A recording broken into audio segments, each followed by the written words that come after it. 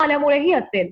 पण आता आपल्या सगळ्यांनाच कळलेलं आहे, तुम्ही इतक्या दिवसात आता शिकलेला आहात सरांकडनं, की लाईफस्टाईल कशी सुधारायला पाहिजे आणि ती सुधारल्यामुळे किती शुगर कंट्रोलमध्ये फायदा होऊ शकतो. तर त्याबद्दल आज मी फार नव्याने काही बोलणार नाहीये, कारण तुम्ही आता ह्याच्यामध्ये खूप तज्ञ झालाय, की काय खायचं, काय नाही खायचं, हे तुम्हाला सरांनी अगदी चांगल्या पद्धतीने समजावून दिलंय. त्यामुळे मला आज थोडासा वेगळा विषय मांडायचा आहे, की तुमच्या या खाण्यापिण्याच्या बाबतीत काय खावं, काय नाही खावं, हा एक मूलभूत प्रश्न असतो. ह्याच्या पुढचा एक प्रश्न असतो, की किती खावं? त्याच्या पुढचा एक प्रश्न असतो, की कधी खावं? त्याच्या पुढचा प्रश्न असतो, किती वेळा खावं? तर हे जे सगळे WH क्वेश्चन म्हणतो ना आपण इंग्लिशमधले, की व्हाय, व्हेअर, वेन, हाऊ, तर हे सगळे प्रश्न तुमच्या डाएटच्या बाबतीमध्ये उत्तरित झाले पाहिजेत. तर तुम्ही खऱ्या अर्थाने चांगल्या प्रकारचा आहार घेताय असं समजायला हरकत नाही. तर त्यातले काही आज खूप न चर्चिले गेलेले प्रश्न मी आज थोडे मांडणार आहे तुमच्या समोर, की जसं की खाताना काय खायचं ठीक आहे, पण कशा प्रकारे ते कुक करायचा तो पदार्थ किंवा कशा प्रकारे त्यातले न्यूट्रिएंट जपून ठेवायचे हे आपण आज बघूयात. किंवा बाहेर समजा कधी खायची वेळ आली, तुम्हाला हॉटेलमध्ये जायची वेळ आली किंवा बाहेर काही मागवायची वेळ आली किंवा काही पॅकेट मधलं फूड खायची वेळ आली, तर त्यावेळेला तुम्ही काय काळजी घेतली पाहिजेत हे आपण आज बघूयात. त्यानंतर थोडंसं माइंडफुल इटिंग बद्दल मी आज बोलणार आहे, की तुम्ही योग्य प्रकारचा आहार तुमच्या समोर ठेवलात, योग्य क्वांटिटीमध्ये ठेवलात, पण तो खाताना जर का तुम्ही तो माइंडफुली नाही खाल्लात किंवा लक्षपूर्वक नाही खाल्लात, तर कदाचित त्या आहाराचा इतका फायदा होणार नाही, जरी तो आहार चांगल्या प्रकारचा, क्वालिटीचा आणि क्वांटिटीनी बरोबर असला तरी सुद्धा. तर हे थोडेसे वेगळे प्रश्न आपण आज बघूयात. आणि मला सुरुवात एका छोट्याशा सर्व्हेपासून करायला आवडेल. एक नुकताच सर्व्हे आम्ही केला होता पुण्यामध्ये, आणि डायबिटिक लोक असे होते की ज्यांचं वजन कमी करण्याच्या आम्ही मागे लागलो होतो, की तुम्ही आता वजन कमी करा की तुमचं डायबिटीस रिव्हर्स व्हायला किंवा कमी व्हायला मदत होईल. आणि त्या सर्व्हेमधनं आम्हाला काय दिसलं हे तुम्हाला पहिल्यांदा मला दाखवायला आवडेल, आणि मग नंतर आपण हळूहळू मी आता म्हणलं जे प्रश्न आपण आज नवीन चर्चा करणार आहोत त्या प्रश्नांकडे थोडंसं वळूयात. तर मला वाटतं मी माझं छोटंसं PPT आहे ते शेअर करते. करता येईल शेअर.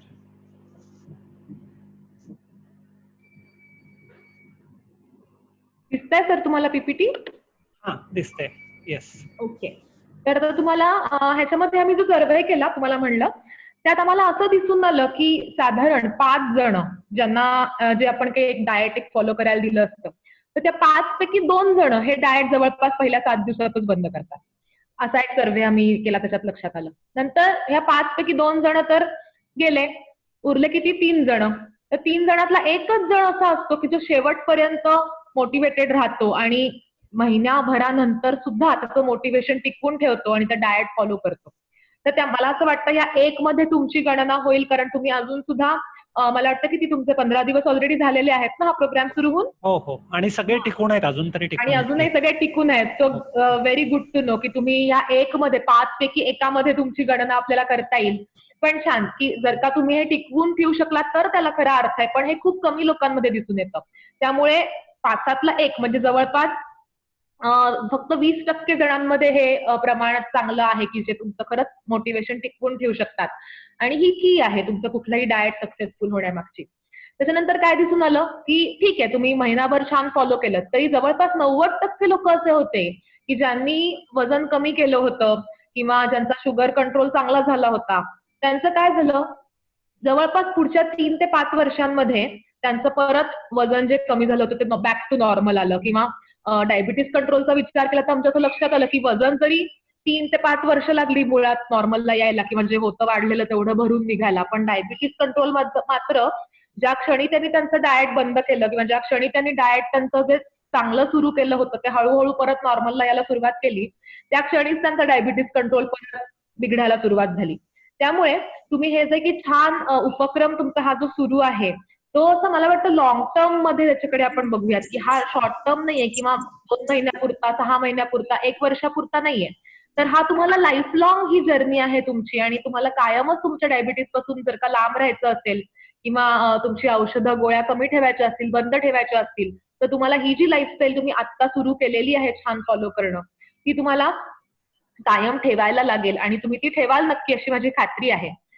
तर जेव्हा आम्ही याचा विचार केला की हे असं का बरं होतं, का लोक मध्येच सोडून देतात किंवा बंद करतात डाएट एखादं फॉलो करायचं, तर ह्याची कारणं जर का आपण बघितली तर तुम्हाला लक्षात येईल की तुम्हाला काय करायचं आहे किंवा कुठली कारणं तुम्हाला टाळायची आहेत की जेणेकरून तुम्ही तुमचं डाएट कन्सिस्टंटली फॉलो करू शकाल. तर सगळ्यात पहिलं मोठं कारण मला सापडलं की इनकन्सिस्टन्सी हे तर होतच रिझन फेल्युअरसाठी, पण इनकन्सिस्टन्सी का आली तर मोनोटोनीमुळे आली किंवा बोर्डममुळे आली. म्हणजे एकाच प्रकारचं खाणं सारखं सारखं खायचं, कंटाळा आला, थोड्या दिवसांनी बोर झालं. तर ह्याच्यावरती काय सोल्युशन आपण काढू शकू की तुम्हाला हे जे डाएट तुम्हाला सरांनी आता सांगितलं तर तेही तुम्हाला नंतर गाईड करणारच आहेत की तुम्ही नंतर हळूहळू काय वेगळे पदार्थ तुमच्या आहारात घेऊ शकता किंवा कुठल्या वेगवेगळ्या प्रकारे तुम्ही ते पदार्थ बनवू शकता हे पुढे तुम्हाला सांगितलंच जाईल. पण तुम्ही थोडं तुमच्या साईडनी इनोव्हेटिव्हनेस दाखवायला सुरुवात करा की ठीक आहे, मला ह्या 5 गोष्टी आहारात घ्यायला सांगितल्यात, तर या 5 गोष्टींमध्ये मी वेगळं वेगळं काय करू शकते. म्हणजे समजा 2 वेगवेगळ्या भाज्या आहेत माझ्याकडे, तर त्या भाज्यांची मी साधी भाजी करू शकते, सॅलड करू शकते, पराठे करू शकते, अजून काय रायता करू शकते.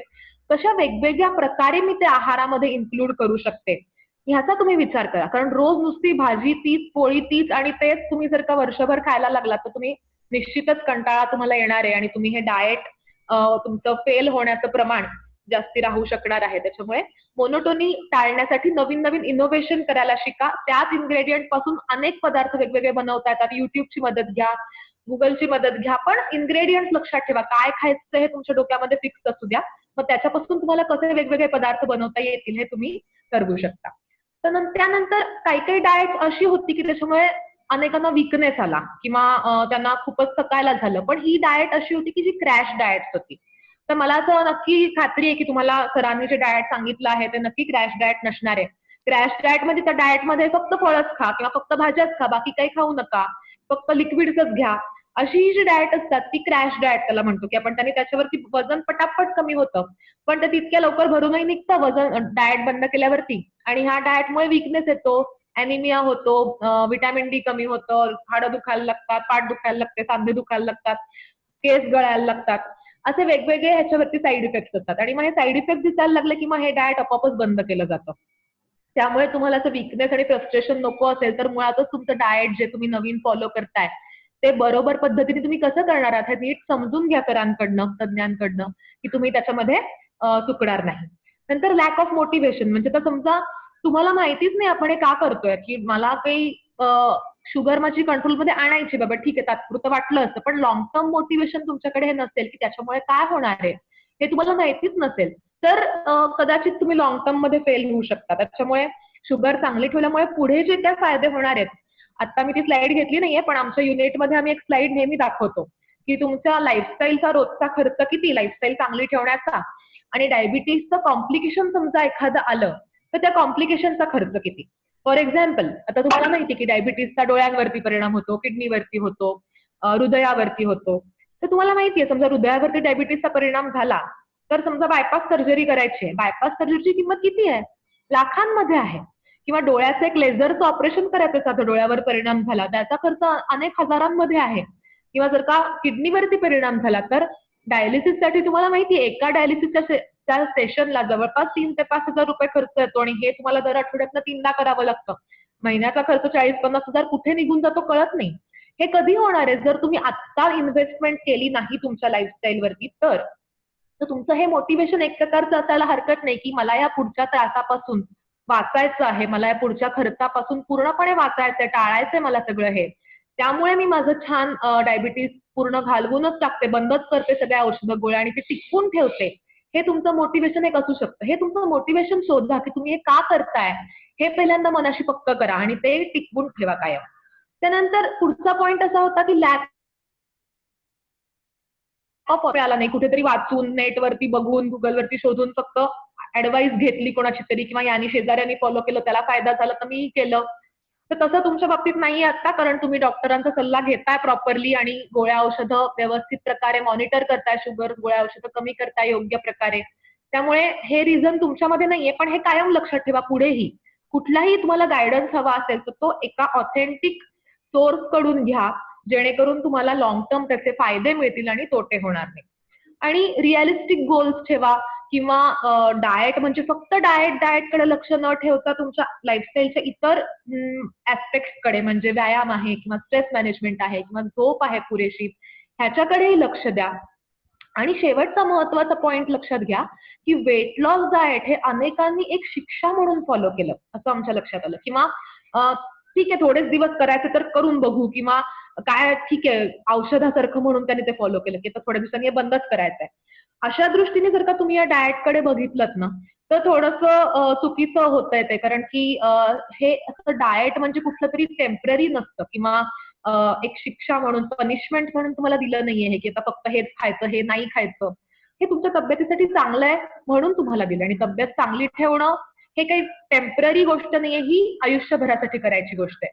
त्यामुळे तुम्ही सकारात्मकरित्या ह्या चेंजेसकडे जर का बघितलं की समजा तुम्हाला आता सांगितलं सरांनी की तेल नाही खायचं, तर हे काय कटकट आहे तेल नाही खायचं, एकदा डायबिटीज गेला एकदा की परत सुरू करू बघू नंतर, असं जर का तुम्ही विचार केलात तर त्याचा तुम्हाला पुरेसा फायदा होणार नाही. पण हेच तुम्ही पॉझिटिव्हली घेतलं की हा हे तेल मी माझं कमी केलं किंवा बंद केलं, ह्यामुळे जर का मला फायदा झाला तर तो मला टिकवून ठेवण्यासाठी हे मला कायम करायला लागेल, ही शिक्षा नाहीये, एक प्रकारचं उलट चांगलं बक्षीस आहे माझ्यासाठी हे, या प्रकारे तुम्ही त्याकडे बघितलं तर तुम्हाला खरंच या डाएटचा नक्की फायदा होईल.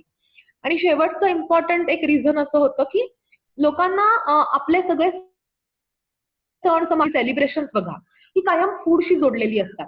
त्यामुळे अनेक जण असा प्रश्न विचारतात की हा आता आता सण आहे तर मी डाएट माझा आजच्या दिवस बंद करू का, किंवा आज मी पुरणपोळी खाऊ का. पुरणपोळी खा म्हणलं तर मग ती एकाची दोन दोनाच्या तीन कधी खाल्लं तर ते कळत नाही. किंवा बर्थडे आहे चॉकलेट खाऊ का, किंवा अनेक जण असंही विचारतात की हा आता चीट डे, तुम्ही चीट डे ऐकलं असेल की मी महिनाभर डाएट फॉलो केलं किंवा 15 दिवस मी डाएट फॉलो केलं, आता मी एक दिवस चीट डे करतो, म्हणजे मी त्या दिवशी मला ते खातो पिणार म्हणजे मला तर बरं वाटेल. तर ही जी आपली टेंडन्सी आहे ना की ही मुळात तुम्ही डाएटकडे शिक्षा म्हणून बघितलं तर ही टेंडन्सी येऊ शकते की आता मी 15 दिवस शिक्षा सहन केली, आता एक दिवस मी काहीतरी चीट डे किंवा मला हवं ते सगळं करतो. तर ही तुमची मनोवृत्ती जर का तुम्ही मेंटॅलिटी बदलू शकलात तर तुमचं डाएट खऱ्या अर्थाने सक्सेसफुल होईल आणि तुम्हाला रिलॅप्स किंवा जे फेल्युअर आपण म्हणतो ते फेल्युअर तुमच्या बाबतीत होणार नाही. तर हे मला तुम्हाला खूप महत्वाचं सांगावंसं वाटलं पहिल्यांदा, कारण तुम्ही अगदी राईट ट्रॅकवरती आहात, तुम्ही सगळं छान फॉलो करताय, पण let it be long term आणि शॉर्ट टर्म फक्त विचार करू नका, पुढचाही विचार करा. हे मला या पहिल्या 2 स्लाइड्स मधनं तुम्हाला दाखवायचं होतं. आता मला थोडंसं बोलायला आवडेल की बाहेर खाताना काय काळजी घ्यायची. आणि आता सध्या लॉकडाऊनमुळे हे बंद असेल किंवा तुम्ही फारसं बाहेर जात नसाल खायला, पण कदाचित थोड्या दिवसांनी जेव्हा लॉकडाऊन बंद होईल त्यावेळेला असं वेळ येईल की कधी बाहेर खायला गेलो किंवा बाहेरचं मागवायची काही वेळ आली, तर अशा वेळेला काय कराल. आणि स्पेशली हॉटेलिंग, आता मी बघते तुम्ही सध्या राहताय जिथे तिथे मला माहित नाही काय परिस्थिती आहे, पण अर्बन एरियामध्ये किंवा सिटीज मध्ये ऑलमोस्ट वीकेंडला शनिवार रविवार दर शनिवार रविवार फॅमिली अख्खीच्या अख्खी हॉटेलमध्ये बसलेली असते. म्हणजे कोणी घरात स्वयंपाक करत नाही, बाहेरनच खाल्लं जातं, एक तर मागवून खाल्लं जातं किंवा हॉटेलमध्ये जाऊन मस्त डिनर किंवा व्हॉट एव्हर मील एन्जॉय केलं जातं. तर ह्याचा निश्चितच आपल्या तब्येतीवरती कुठेतरी परिणाम होतोय, आणि हे जर का टाळायचं असेल स्पेशली डायबिटीज असताना जर तुम्हाला बाहेर खायचं असेल वेळ आली अशी तर काय कराल तुम्ही. तर त्याला छोटे छोटे टिप्स तुम्ही करू शकता. एक तर बाहेर जायचंय, ठीक आहे हॉटेलमध्ये सगळे चाललेत तर मी सगळ्यांबरोबर जायचंय मला, मी दरवेळेला अवॉइड नाही करू शकत. अशा वेळेला तुम्ही काय कराल, जा तुम्ही त्यांच्याबरोबर निश्चित जा, पण जाताना काहीतरी घरून थोडंसं खाऊन जा. मग काय खाल तुम्ही अशा वेळेला, मे बी काहीतरी एखादं फळ खाल, काकडी टोमॅटो खाल, ताक घ्याल किंवा थोडे फुटाणे खाल. असं नाही की काहीतरी जेवण करून जायला पाहिजे, पण काहीतरी पोट थोडंसं भरेल असं या दृष्टीने थोडंसं खाऊनच बाहेर पडा. म्हणजे हॉटेलमध्ये गेल्यावर किंवा बाहेर जिथे खाणार आहात तुम्ही तिथे तुम्हाला असं खूप खाखा होणार नाही किंवा जास्ती प्रमाणात खाल्लं जाणार नाही. त्यानंतर बाहेर तुम्ही जर का तुम्हाला ऑर्डर करायचंय फूड एखादं, तर विचारा पहिल्यांदा की मला काही डायबिटीज फ्रेंडली काही आहे का त्या हॉटेलमध्ये. हल्ली अनेक हॉटेल्स डायबिटीज फ्रेंडली किंवा हेल्दी मेनू सर्व करतात, तर त्याच्यापैकी तुम्हाला काही घेता येईल का. किंवा आता समजा मला रोटी घ्यायची तर रुमाली रोटी किंवा बटर नान ह्याच्याऐवजी मी साधी व्हीट रोटी किंवा गव्हाची रोटी घेऊ शकते का विदाऊट बटर किंवा विदाऊट ऑइल, हे विचारा. त्यांच्याकडे काही ग्रिल्ड किंवा बेक्ड ऑप्शन्स असतील किंवा काही स्टीम फूड असतील अवेलेबल, ते चौकशी करा. शक्यतो फ्राईड फूड आणि स्वीट बाहेर अवॉइड करा. आणि जसं तुम्हाला सावजी सरांनी पण सांगितलं आहे तसं नेहमी एक ग्रेन एका जेवणामध्ये एकच धान्य हा रूल कधी विसरू नका. तुम्ही जरी बाहेर हॉटेलमध्ये जरी जेवायला गेलात तरी एका जेवणात एकच धान्य, म्हणजे तुम्ही जर का राईस घेतलात तर राईसच थोडासा खा, हरकत नाही. रोटी घेतली तर रोटी घ्या, पण एकाच जेवणामध्ये राईस पण घेतला, रोटी पण घेतली, मग स्वीट डिश पण घेतली, असं तुम्ही घेतलं तर निश्चितच तुमच्या डायबिटीसच्या दृष्टीने वजनाच्या दृष्टीने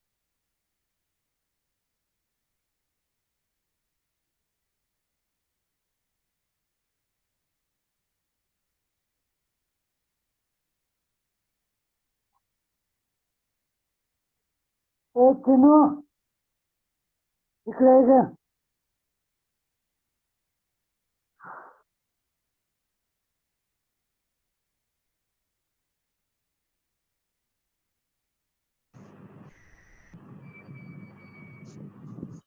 बोलू.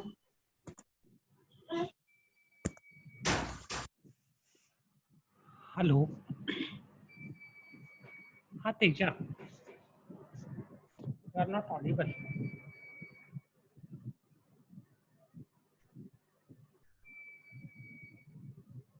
सर आवाज नाही येत आहे. हा ठीक आहे बोलतोय मी. काहीतरी असेल.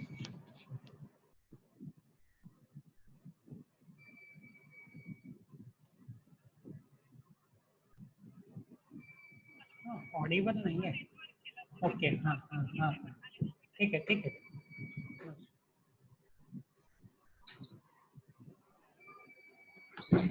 येतोय माझा आवाज सगळ्यांना? हा येतो. हा, काहीतरी नेटवर्कला प्रॉब्लेम आला. हा. सॉरी, एकच मिनिट. बरोबर. स्क्रीन करत.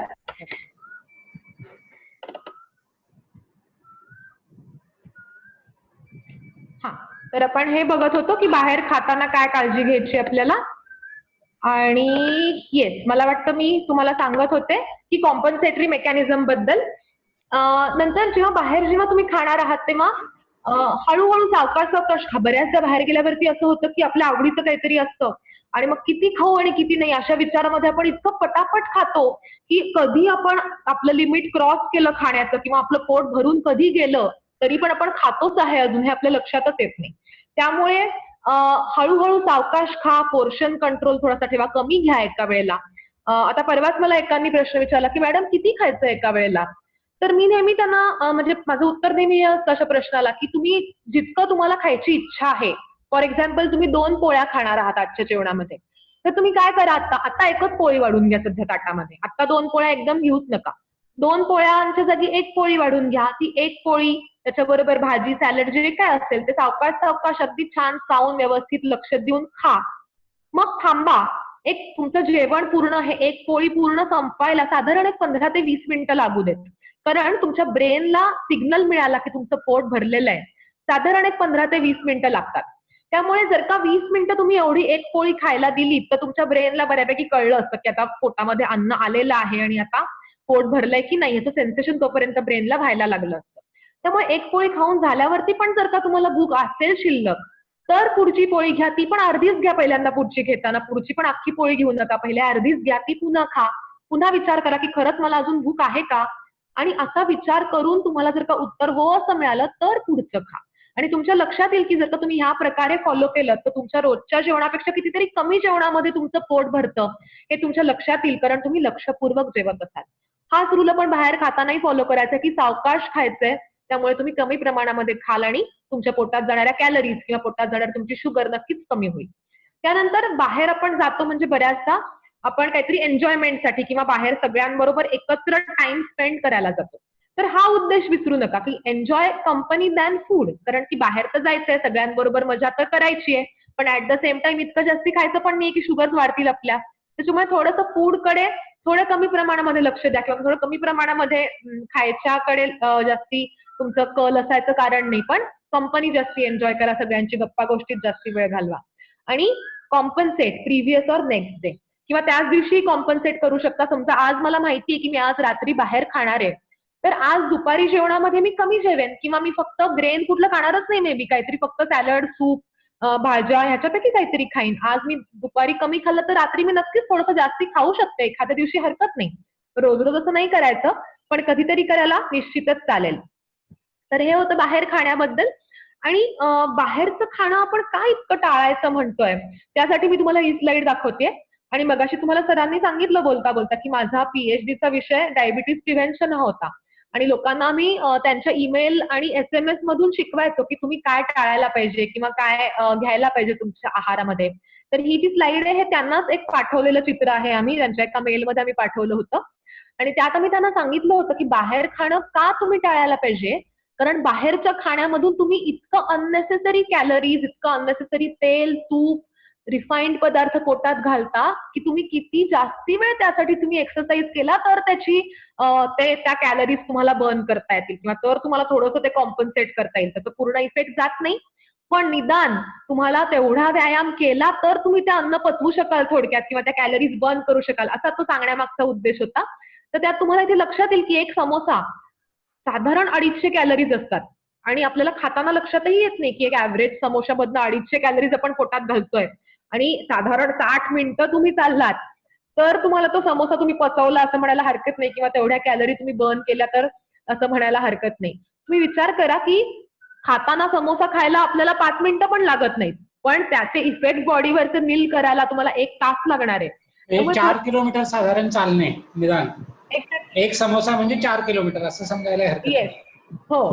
तर तुम्हाला जर का इतकं चालणं शक्य असेल किंवा मी तर म्हणेन तुम्ही आधी चाला तेवढं आणि मग एखादा समोसा खा तुम्हाला खायचा असेल तर, कारण आपण ठरवतो मी नंतर चालेन आणि नंतर कधी येत नाही आपला, त्यामुळे कधीतरी चालून घ्या. खायला कधीतरी हरकत नाही, पण आधी जागा करा पोटामध्ये आणि मग खा.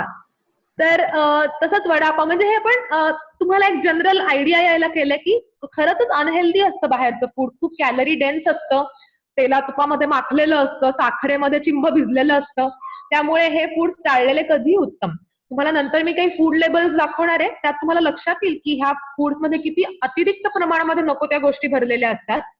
पण ही स्लाइड अशीच गमतीदार पाठवली होती आम्ही लोकांना आणि याच्यावरती लोकांचे खूप रिप्लाय आले. अनेकांनी खूप धक्का घेतला या सगळ्या पदार्थांचा की अरे बापरे, 2 गुलाबजाम खाऊन जर का मला 60 मिनिटं चालायला लागणार असेल तर त्यापेक्षा मी नाही खाल्लं गुलाबजाम आज तरी चालेल, असं म्हणून अनेकांनी त्यांच्या डाएटमध्ये छान सुधारणा केल्या. तर तुम्ही पण थोडंसं हे डोळ्यासमोर तुमच्या येऊ देत जेव्हा हे पदार्थ खायचे असतील तेव्हा, की ऑटोमॅटिकली तुम्ही कमी खाल किंवा टाळाल त्यावेळेला खाणं.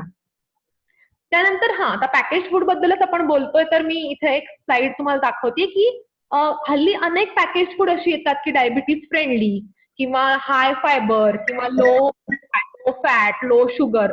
तर हे जे असं क्लेम्स म्हणतो फूड क्लेम, हे जे क्लेम केलेले असतात ना हे खरोखरच तसे असतील याची काही गॅरंटी नाही बरं का.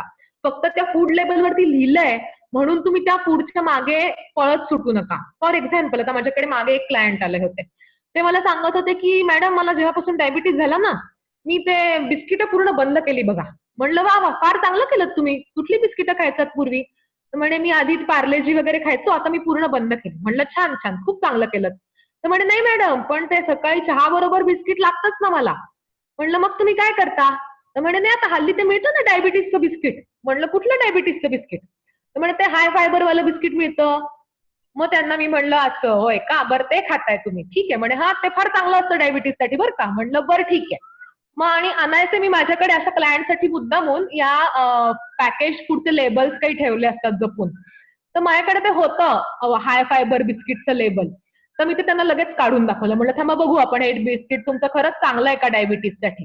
ते तुम्हाला मी दाखवणार आहे लेबल आता ह्याच्या पुढच्या स्लाइडमध्ये, त्याच्यामुळे आपण बघूयात. पण सांगायचा उद्देश हा आहे की कधीही तुम्ही ते लेबल न वाचता असे पदार्थ खाऊ नका. फक्त पुढे लिहिले डायबिटीज फ्रेंडली किंवा हाय फायबर तेवढं वाचून हे पदार्थ कधी विकत घेऊ नका, कारण ते अजिबात खरं नसतं. तुम्ही ते फूड मागे उलट केलं त्याचं पाकिट की तुमच्या लक्षात येईल की ते खरोखरच खरं नाहीये.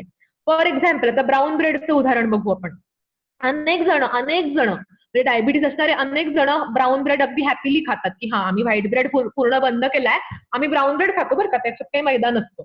पण तुमच्या लक्षात येईल, तुम्ही हे इन्ग्रेडियंट लिस्ट तुम्हाला दिसत असेल इकडे की ह्याच्या इन्ग्रेडियंट लिस्ट नेहमी बघायची कुठल्याही फूडची. त्याच्यात लिहिलं असतं की या पदार्थामध्ये काय काय घातलेलं आहे. आणि ही इन्ग्रेडियंट लिस्ट जी असते ना ती उतरत्या क्रमाने मांडली असते बरं का. म्हणजे त्याच्यात सगळ्यात जास्ती प्रमाणात जो इन्ग्रेडियंट असतो त्या पदार्थात तो सगळ्यात पहिल्यांदा लिहिलेला असतो त्या लिस्टमध्ये. त्यामुळे तुमच्या लक्षात येईल आता या इन्ग्रेडियंट लिस्टमध्ये बघा ब्राऊन ब्रेडच्या पहिलाच पदार्थ कुठला लिहिलाय हो, रिफाईंड व्हीट फ्लोअर. म्हणजे काय, मैदा. त्यामुळे जरी हा ब्राऊन ब्रेड आहे, होल व्हीट ब्रेड आहे, तर ह्याच्यामध्ये 56% म्हणजे जवळपास 2/3 मैदाच आहे. आणि व्हीट फ्लोअर आहे ना, त्यांचं म्हणणं काही चुकीचं नाही, होल व्हीट ब्राऊन ब्रेड आहे हा, कारण की याच्यामध्ये होल व्हीट फ्लोअर आहे की. पण किती आहे, 30% फक्त. आणि त्याच्या पुढचे इन्ग्रेडियंट बघा, शुगर आहे, मार्गारीन आहे, यीस्ट आहे. म्हणजे अनेक जेवढी इन्ग्रेडियंट लिस्ट मोठी तितका तो पदार्थ हायली प्रोसेस्ड असं समजायला हरकत नाही.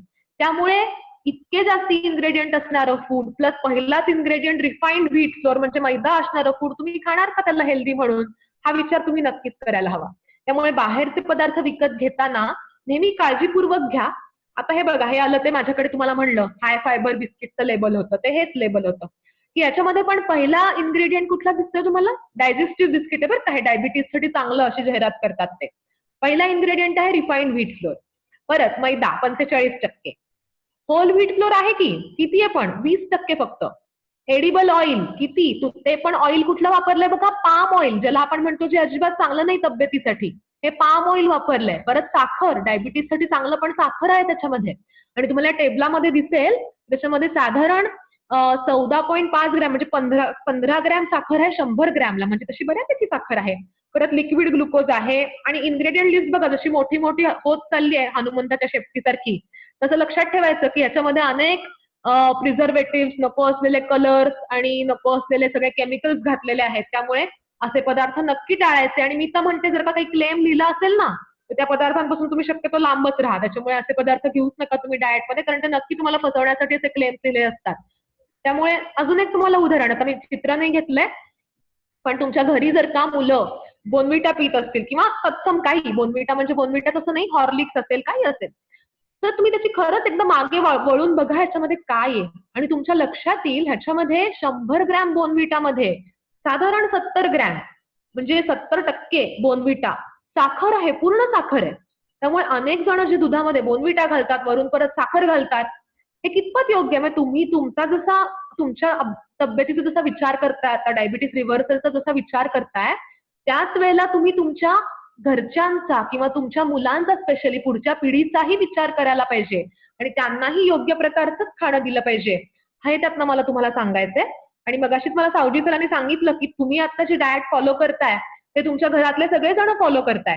हे ऐकून मला अगदी छान वाटलं की गुड, म्हणजे आपण असं म्हणतो ना की फक्त जीन्सच मिळत नाही पुढच्या पिढीला आपल्या आई वडिलांकडनं, पण आपल्या आई वडिलांकडनं पुढच्या पिढीला एक लाईफस्टाईल सुद्धा मिळत असते. आणि ती जर का तुम्ही चांगल्या प्रकारची लाईफस्टाईल देऊ शकलात तुमच्या पुढच्या पिढीला, तर ते नक्कीच डायबिटीज पासून लांब राहू शकतील. म्हणजे त्यांना डायबिटीज रिव्हर्सल करायची वेळ येणार नाही त्यांच्यावरती, तर ते डायबिटीज पूर्ण प्रिव्हेंटच करू शकतील. त्यामुळे हा खरोखरच चांगला प्रोग्राम आहे ज्याच्यामध्ये तुम्ही तुमच्या बरोबर तुमच्या फॅमिलीचंही आरोग्य सुधारता. त्यामुळे पुन्हा एकदा तुमचं सगळ्यांचं अभिनंदन. तर आता मला पुढच्या स्लाइडमध्ये तुम्हाला थोडक्यात दाखवायचंय की ही बिस्किट आता मी बघितलं त्याच्यामध्ये किती फायबर होते, तर तितकेच फायबर तुम्हाला एका फळातनं मिळू शकतात. आणि बिस्किट आणि जेवढं तुमचं पोट भरणार आहे त्यापेक्षा कितीतरी जास्ती पोट तुमचं तेवढ्या एका फळाने भरेल, तेवढेच फायबर देऊन. आणि फळाचं तुम्हाला इतर अनेकही घटक मिळतील, फॅट मिळणार नाही काही, जे बिस्किटात तुम्ही बघत असाल 10 ग्रॅम फॅट जवळपास जाईल तुमच्या बिस्किटात 4-5 बिस्किटांमधनं, ते फळातनं मुळीच जाणार नाहीये. कार्बोहायड्रेट्स कमी जाणार आहेत, कॅलरीज कमी मिळणार आहेत, पण पोट मात्र तेवढंच भरणार आहे. त्यामुळे नॅचरल पदार्थांना कसं जास्तीत जास्त महत्व द्या तुमच्या डाएटमध्ये पॅकेज फूड पेक्षा, हे मला तुम्हाला इथून सांगायचंय. आता पुढची स्लाइड म्हणून मी एक ठेवली की तुमच्या समजा ब्रेकफास्ट आपण घेतला, ब्रेकफास्टमध्ये काय आहे? हल्ली ब्रेकफास्टमध्ये अनेक जण ब्राऊन ब्रेड, कॉर्नफ्लेक्स, म्युस्ली हे अनेक जण खायला लागलेत. म्हणजे अगदी गावागावात सुद्धा हे पोहोचलेलं आहे. अनेक जण ब्रेकफास्टला हेच घेऊन बसले असतात, कारण सोपं असतं, कन्व्हिनियन्स फूड म्हणतो आपण ह्याला, की घ्यायचं नुसतं काहीतरी दूध बीध मिक्स करायचं आणि खायचं, जास्ती काही कष्ट करायला लागत नाही असं फूड. पण हे जे कष्ट न करायला लागणारं फूड आहे हे तब्येतीसाठी आपल्या खूप धोकादायक असतं. त्यामुळे आपलं हे जे नेहमीचं खाणं आहे की त्यामध्ये सॅलड आहेत, भाज्या आहेत, मोडाची कडधान्य आहेत किंवा साधं दलिया आहे किंवा नाचणी आहे, ज्वारी, बाजरी, फळं, हे आपले नॅचरल इंडियन डाएट मधले हे जे फायबर रिच फूड्स आहेत ते कित्येक पटीने चांगले आहेत या रेडी टू ईट फूड पेक्षा, हे कायम तुम्ही लक्षात ठेवलं पाहिजे. अनेक जण परत ज्यूस हेल्दी असं समजतात, त्यामुळे मी ही एक स्लाइड ठेवली की ज्यूस मध्ये काय आहे. जरी नॅचरल फ्रूट ज्यूस म्हणलंय ह्याला, तरी त्या इन्ग्रेडियंट मध्ये बघा पोमोग्रॅनेट ज्यूस फक्त 25% आहे, बाकी सगळी साखर आहे, लिक्विड ग्लुकोज आहे. त्याच्यामुळे ज्यूस किंवा हे डायबिटीज असताना तर नाहीच, पण अदरवाईज सुद्धा ज्यूस घेऊच नका. फळाला जास्ती महत्व द्या. फळं हे अनेक न्यूट्रियंटचं एक पॅकेज असतं, त्याच्यामुळे तुम्हाला कुठली सप्लिमेंट घेण्यापेक्षा नॅचरल फूड घेणं किंवा प्रोसेस्ड फूड घेण्यापेक्षा नॅचरल फूड घेणं हे कधीही महत्वाचं आहे, हे लक्षात ठेवा. त्यानंतर एक स्लाइड अशी माझ्या एका कुठल्या तरी प्रेझेंटेशन मधली आहे, तर ती मी आता तुमच्यासाठी आणली होती की चहा कॉफीचे बरेच जण खूप फॅन असतात आणि सकाळी उठल्यापासून सकाळी सुरुवातच आपली चहा कॉफीनी होते आणि चहा पण आपल्याकडे करायची पद्धत जी आहे ना ती खूप विचित्र आहे. म्हणजे आपण आधीच सगळं मिक्स करतो, चहा पावडर दूध, साखर बिकर सगळं एकत्र करून जे ठेवतो गॅसवरती आणि खळा खळा खळा खळा त्याला उकळतो, जोपर्यंत त्या चहा पत्तीचा रंग सगळा उतरत नाही त्या दुधामध्ये तोपर्यंत आपण त्याला उकळतो आणि मग छान आनंदाने सकाळी उठल्या उठल्या पितो आणि मग नंतर दिवसभर अँटासिड खात बसतो की मला ऍसिडिटी होतीये. हे कितपत बरोबर आहे याचा थोडासा विचार आपण करायला पाहिजे. कारण चहा कॉफी सारख्या पदार्थांमधून एकतर अननेसेसरी आपण कॅलरीज पोटात घालतो, साखर पोटात घालतो विदाऊट एनी रिझन, आणि नंतर चहा कॉफी जरी डायबिटीस असलेले लोक म्हणतात की नाही आम्ही साखर नाही घालत, पण तरी त्याच्यामधून आपल्या पोटामध्ये अनेक विषारी घटक जात असतात, जसं की टॅनिन आहे, कॅफिन आहे. तर हे पदार्थ फार काही पोटामध्ये जाणं चांगलं नाही. हे इतर न्यूट्रिएंटच्या ऍब्झॉर्प्शन वरती परिणाम करतात. त्यामुळे मी तर म्हणेन की चहा कॉफी बंद करू शकलात तुम्ही तर फारच उत्तम. म्हणजे माझ्या अनेक क्लायंटचं वजन फक्त चहा कॉफी बंद करून कमी झाले 2 ते 3 किलो. कारण दिवसातनं 4-4, 5-5 कप चहा कॉफी पितात आणि ती जर का बंद झाली तर तुमचं म्हणजे आपोआपच तुमचं वजन कमी व्हायला मदत होते. प्लस चहा कॉफी थोडंसं ऍडिक्टिव्ह पेय आहे. म्हणजे तुम्ही बघितलं असेल अनेकांना की चहाची वेळ झाली आणि चहा नाही मिळाला तर वेड्यासारखे वागायला लागतात लोक बऱ्याचदा. त्यामुळे जर का तुमचा ब्रेन असा तुमच्या ताब्याच्या बाहेर जाणार असेल हे पदार्थ घेऊन, तर तुम्ही ह्याच्या ऐवजी काहीतरी छान हेल्दी पर्याय ह्याच्यासाठी घेणं अतिशय चांगलं. आणि मी इथे लिंबू पाण्याचं उदाहरण दिलंय, पण लिंबू पाणी हा एक ऑप्शन आहे तुम्हाला चहाच्या ऐवजी तुम्ही घेऊ शकाल. इतर ऑप्शन म्हणजे सगळ्यात सोपा ऑप्शन. आता पावसाळ्यामध्ये मला अनेक जण म्हणतात की मॅडम पावसाळ्यामध्ये लिंबू पाणी कसं घेऊ आम्ही, एवढं आंबट नको वाटतं, उन्हाळ्यात ठीक आहे. तर पावसाळ्यात तुम्हाला चहासाठी एक छान ऑप्शन सांगते, त्याला मराठीमध्ये आपण काढा म्हणतो किंवा इंग्लिशमध्ये डिकॉक्शन म्हणतात. तर काढा म्हणजे काय तुम्ही करू शकाल माहितीये का, चहाची पावडर, साखर आणि दूध या 3 गोष्टी सोडून इतर सगळ्या गोष्टी पाण्यामध्ये घालायच्या. म्हणजे पाण्यामध्ये तुम्ही आलं घालू शकता, गवती चहा घालू शकता, वेलची घालू शकता, लवंग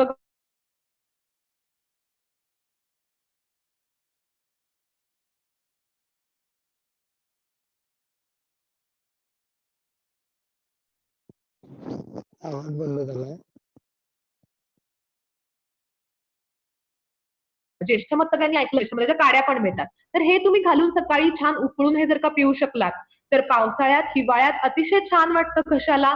त्यातनं काही कॅलरीज पोटात जात नाहीत आणि प्लस चहा प्यायल्यासारखं वाटतं. काही सकाळी थोडंसं गरम प्यायची इच्छा असते कारण की थोडं पोट साफ व्हायला मदत होते त्याच्यामुळे. त्यासाठी चहाच्या जागी हे अतिशय छान पेय आहे जे तुम्ही नक्की आहारामध्ये तुमच्या घेऊ शकता. 1 मिनिट जरा नेटला परत मला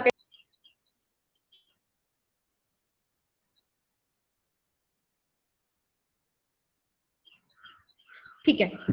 माझा आवाज येतोय ना सगळ्यांना? हॅलो, हो येतोय मॅम, मध्ये मध्ये कट आवाज होतोय. येतोय सर माझा? हा येतो येतो. हो हो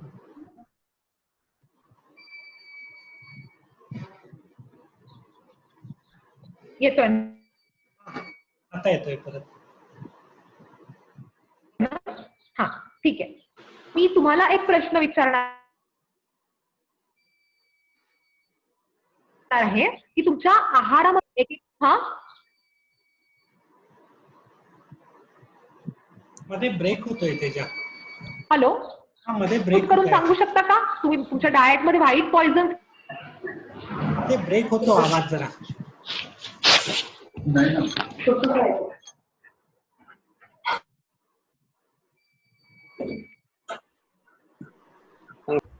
बाकी सगळ्यांनी म्यूटच ठेवा आपापले.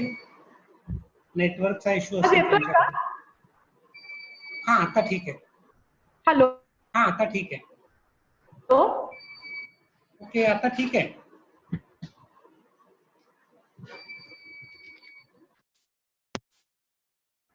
हा कोणी अनम्यूट करून सांगू शकेल तुमच्या डाएट मधली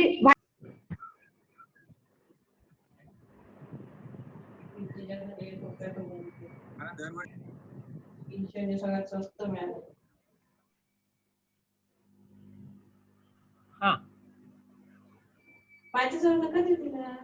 आणा इकडे या द्या. कोणी उत्तर दिलंय का? आवाज येतोय. या दो. बाकीच्या कोणीतरी उत्तर पाठवलंय. मैदा, शुगर आणि सॉल्ट. येस बरोबर आहे. 3 उत्तरं बरोबर आहेत. अजून एखादं कोणी सांगू शकेल? साबुदाणा. साबुदाणा ठीक आहे, मी तुम्हाला स्लाइड दाखवते पुढची. साबुदाणा. Exactly. Very good. मैदा बरोबर आहे, साबुदाणा. Very good. अजून कोणाला सांगता येईल काही एखादं? मैदा राईस मीठ. पीठ बरोबर आहे. मीठ, साखर, मैदा, हॅलो माहित पाहिजे ना. साबुदाणा.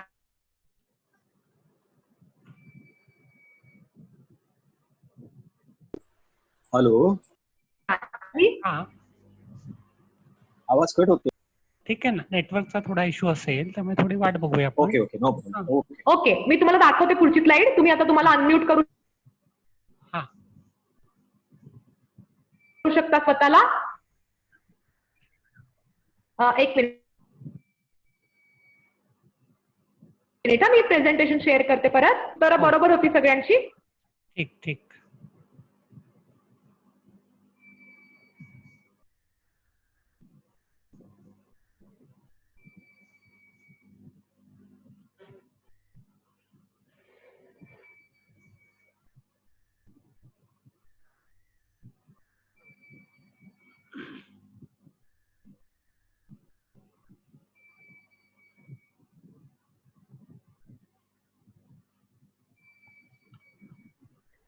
हॅलो.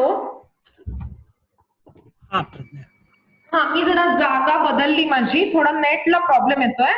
ठीक आहे. ठीक आहे ठीक आहे. तर मी परत शेअर करते. तर तुम्ही उत्तर सगळ्यांनी बरोबर दिली होती. साखर बऱ्याच जणांनी सांगितलं होतं उत्तर. आणि साखर मी म्हटलं आपल्याला लागत नाही फारशी म्हणजे काहीच लागत नाही, 0 लागते.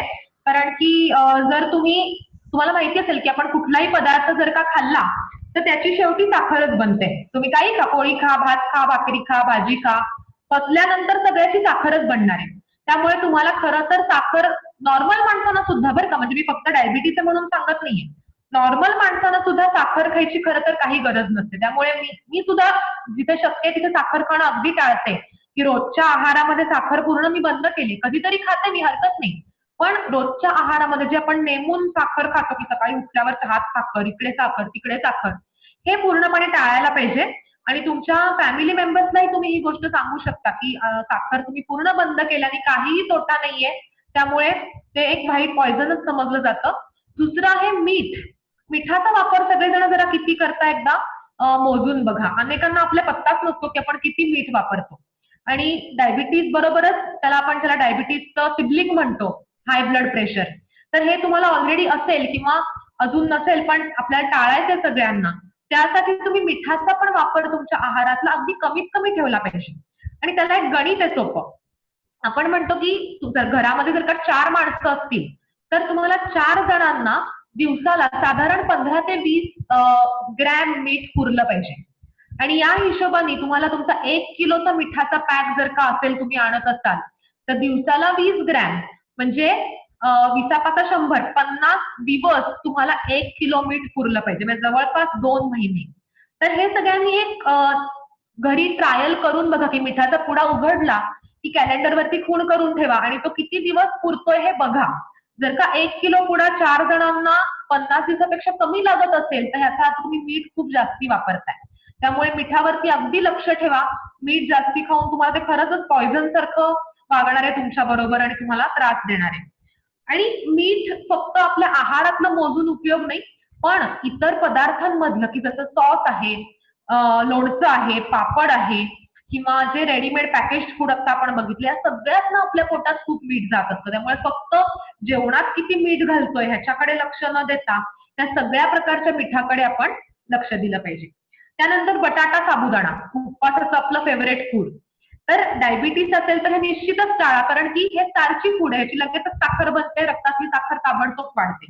इतरही जणांना म्हणजे तुम्हाला उपवास खरोखरच करायचा असेल तर सगळ्यांनाच माझं हे सांगणं आहे की साबुदाणा, बटाटा पूर्णपणे बंद करा. कारण एकतर ते भारतातले पदार्थच नाहीत. म्हणजे तुम्हाला ऐकून आश्चर्य वाटेल पण हे पदार्थ भारतातले नाहीत, हे बाहेरून आलेत आपल्याकडे. आणि उपवास ही संकल्पना भारतातली आहे. भारतातल्या संकल्पनेला फॉरेन मधले पदार्थ कसे काय चालतात, हा साधा प्रश्न एक स्वतःला विचारा. आणि जर का तुम्हाला उपवास करायचा असेल, डायबिटीज करून पण उपवास करता येतो बरं का, म्हणजे डायबिटीज असून सुद्धा उपवास करता येतो. ही अनेकांचा गैरसमज आहे की मला डायबिटीस आहे तर मी उपवास करू शकणार नाही. असं काही नाहीये. उपवास म्हणजे, उपवासाचा खरा अर्थ असा आहे, तो संस्कृत शब्द आहे, उप आणि वास. उप म्हणजे जवळ आणि वास म्हणजे राहणे. तो उपवासचा खरा अर्थ आहे जवळ राहणे कोणाच्या, देवाच्या किंवा आपण ज्याच्यावरती आपली श्रद्धा आहे अशा व्यक्तीच्या किंवा अशा शक्तीच्या. त्यामुळे उपवासाच्या दिवशी साबुदाणा खायचा आणि बटाटा खायचा हा त्याचा अर्थ निश्चितच नाहीये. तुम्हाला उपवास करायचाच असेल तर तुम्ही त्या दिवशी तुमच्या पोटाला खरोखरच विश्रांती देऊ शकता. अगदी हलक्या प्रकारचा आहार किंवा द्रवरूप आहार आपण जे म्हणतो तो आहार तुम्ही उपवासाला घेऊ शकता. फक्त तुम्हाला काळजी एकच घ्यायची आहे ते म्हणजे जर का तुम्ही औषधं घेत असाल डायबिटीससाठी कुठल्याही प्रकारची शुगर कमी करणारी औषधं तर ती डॉक्टरांचा सल्ला घेऊन योग्य पद्धतीने कमी करा किंवा त्या दिवशी बंद ठेवायची का हे डॉक्टरांना विचारा. आणि एवढी काळजी घेऊन तुम्ही उपवास निश्चितच करू शकता. फक्त तो हेल्दी प्रकारचा उपवास असेल ह्याची काळजी घ्या. आणि त्याबरोबरच आपण मगाशी बोललो मैदा, क्रीम आणि डालडा हे सगळे पांढरी विष आपल्या आहारातली आपण आता बोलतोय. आता मला आता शेवटच्या 1-2 स्लाइड्सच आहेत त्या आपण बघूयात पटकन आणि थांबूयात. मी मगाशी तुम्हाला म्हणलं की तुम्ही सगळं जरी व्यवस्थित आणलं घरी काय खायचं काय नाही हे तुम्हाला अगदी चांगलं कळलंय, पण जर का तुम्ही ते व्यवस्थित प्रकारे शिजवलंच नाहीत किंवा तुम्ही त्याचं कुकिंग चांगल्या प्रकारे केलं नाहीत तर त्याचा शरीराला फार उपयोग नाही. त्यामुळे जर का तुम्ही कुकिंग करताना, कुकिंग सुरू होतं आपल्या भांड्यांपासून, त्याच्यामुळे भांड्यांच्या बाबतीत जरूर काळजी घ्या. जर तुम्ही अॅल्युमिनियमची किंवा प्लॅस्टिकची भांडी वापरत असाल तर ती जरूर टाळा. त्याच्या जागी तुम्ही लोखंडाच्या कढया वापरू शकता किंवा ग्लास किंवा काचेची भांडी वापरू शकता. स्टीलची भांडी सेफ असतात. तर निश्चितच तुम्ही अॅल्युमिनियम आणि प्लास्टिकचा वापर टाळा. त्यानंतर भाज्या फळं धुताना शक्यतो मिठाच्या पाण्याचा वापर करा की 1 लिटर पाण्यामध्ये साधारण 10 ग्रॅम मीठ म्हणतो, 2 चमचे मीठ घालून त्या पाण्याने भाज्या धुवा, फळं स्वच्छ धुवा आणि मग ती फळं कापा किंवा भाज्या कापा. अनेक घरांमध्ये अजूनही भाज्या आधी कापून त्या धुतल्या जातात नंतर, तर ही पद्धत अगदी नक्की टाळा. आधी स्वच्छ धुवून मग ती भाज्या फळं चिरा आणि अगदी खाण्याच्या अगोदर चिरा. आधी चिरून ठेवलीत फळं तासभर आणि मग खाल्लीत असं करू नका. कुकिंग करताना खूप जास्ती ओव्हर कुक करू नका. अनेक घरांमध्ये भाज्या अशा रटरट शिजवल्या जातात की त्यातनं सगळे न्यूट्रिएंट बाहेर उडून जाईपर्यंत त्याला खतखत शिजवलं जातं. तर इतकं शिजवायची गरज नसते. आपल्या सगळ्यांना दात आहेत तोंडामध्ये, त्यामुळे अगदी सॉफ्ट होईपर्यंत, थोड्याशा सॉफ्ट होईपर्यंत चावतील इतक्या त्या भाज्या शिजवा. आणि शिजवताना नेहमी भाज्यांवरती, भांड्यावरती त्या झाकण ठेवा. विदाऊट झाकण भाज्या शिजवू नका, जेणेकरून त्यातली न्यूट्रिएंट तुम्ही प्रिझर्व्ह करू शकाल. आणि शेवटचा पॉइंट आहे प्रोसेसिंग, की आपण मगाशी बोललोच आहोत की भाज्या फळं खाताना ती तालासकट खा जिथे शक्य, तिथे ज्युसेस घेऊ नका आणि जिथे शक्य तिथे भाज्या फळं तालासकट खा. आता उदाहरण देते तुम्हाला, एक काकडी खायची असेल तर आपल्यापैकी अनेक जण म्हणजे जवळपास 99% लोक काकडीचं ताल काढून खातात.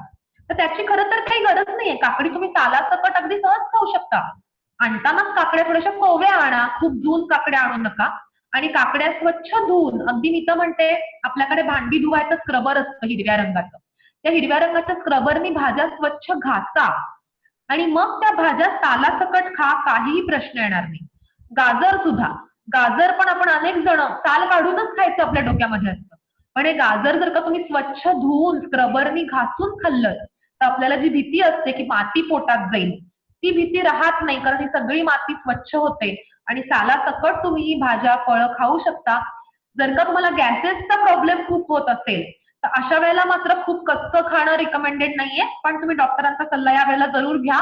ते तुम्हाला निश्चितच सांगतील की भाज्या तुम्ही कच्च्या खायच्यात, शिजवून खायच्यात, वाफवून खायच्यात, पण कच्च्या खाणार असाल तर तालासकट जरूर खा. सगळीकडे तालं काढायच्या मागे लागू नका. आणि हे फक्त भाज्या फळांच्या बाबतीतच नाही, पण धान्यांच्या बाबतीत पण लागू पडतं. म्हणूनच कदाचित तुम्हाला डॉक्टरांनी सांगितलं असेल की तुम्ही भात नाही आता खायचाय पण तुम्ही ब्राऊन राईस खाऊ शकताय. त्यामागचं कारण हेच आहे की ब्राऊन राईस म्हणजे साल न काढलेला भात.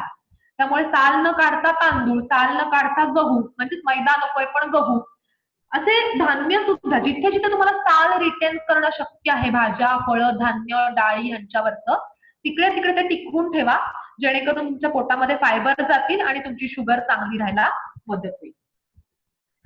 आता शेवटचा एक पॉइंट, मला हे अजून एक तुम्हाला मी दाखवायला जस्ट ठेवलं होतं. माझ्या पीएचडीच्या वेळेस आम्ही हे पाठवलं होतं सगळ्यांना एक चित्र, की ओव्हर इटिंग कसं टाळायचं.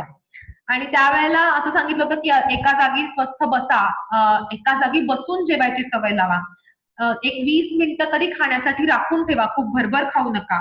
फायबर असलेलं फूड खा, डिस्ट्रॅक्शन नको खाताना. हे आपण आता शेवटच्या स्लाइडमध्ये डिटेलमध्ये बोलणार आहोत.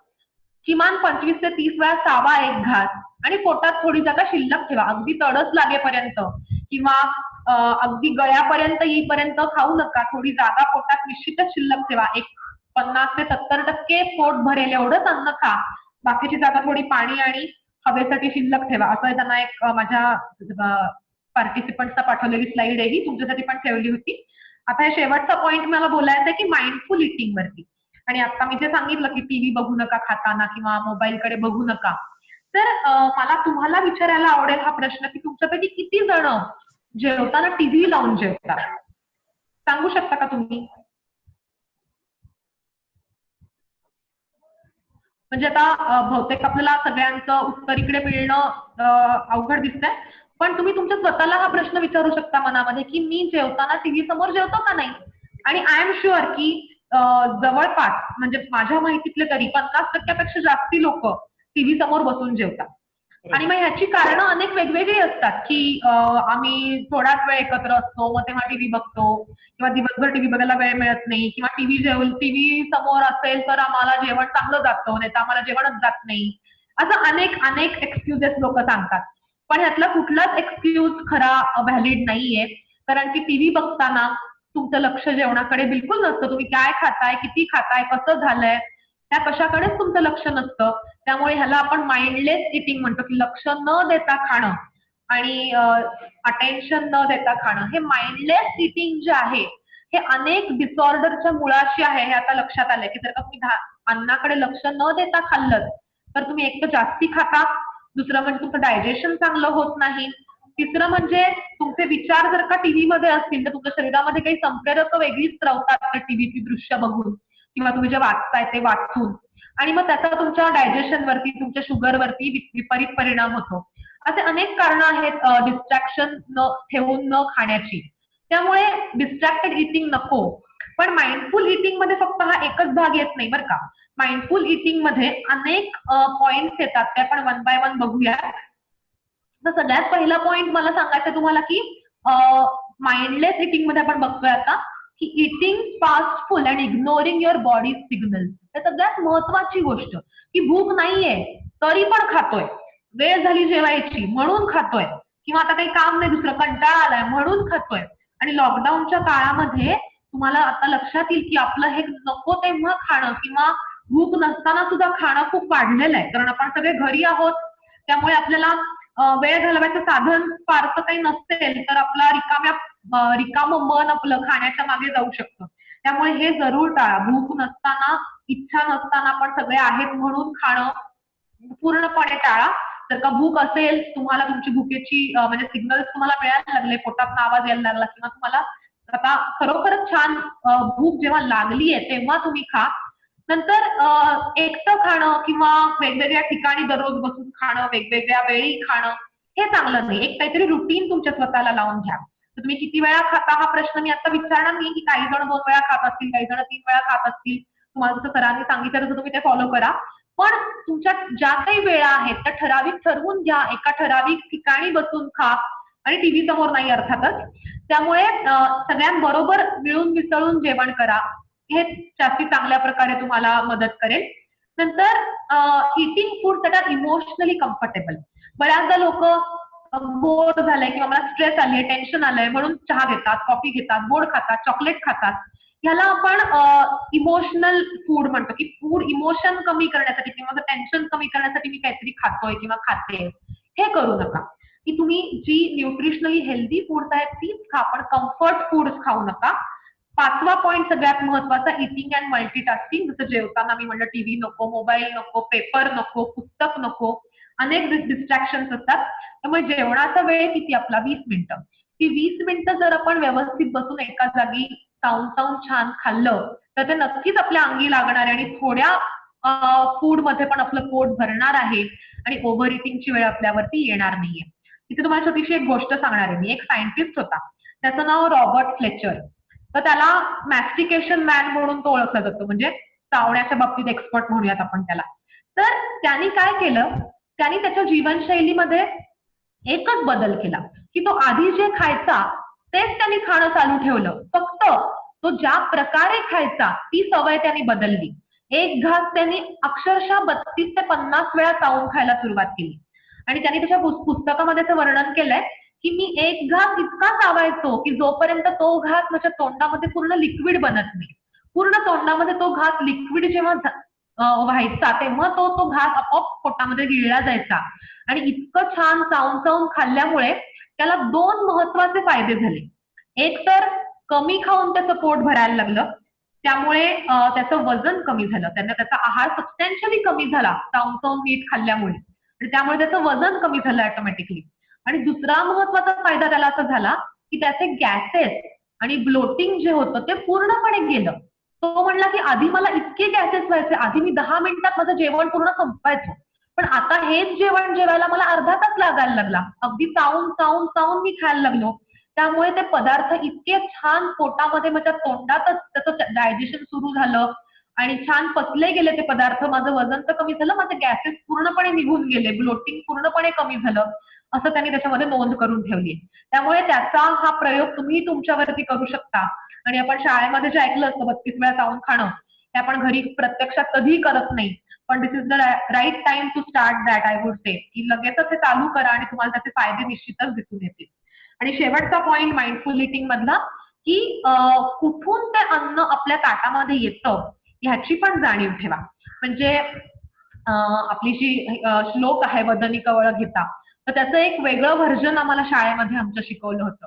मी तर तुम्हाला थोडक्यात म्हणून दाखवते आणि मग आपण थांबूयात. तर त्याच्यात असं म्हणलं होतं की वदनी कवळ घेता नाम घ्या मातृभूते, म्हणजे आपल्या भारत मातेचं नाव घ्या नेहमी जेवताना. सहज स्मरण होते आपुल्या बांधवांचे, आपल्या बहीण भावंडांचं किंवा इतर आपल्या बरोबरचे जे आहेत, ज्यांना अन्न मिळत नाही असेही जे आहेत, त्या सगळ्यांचं स्मरण ठेवा खाताना, की जेणेकरून तुम्ही अन्न वाया घालवणार नाही. कृषीवल्ल कृषीकर्मी राबती दिवस रात्र, शेतकरी दिवस रात्र शेतामध्ये राबून हे अन्न आपल्यासाठी बनवतायत.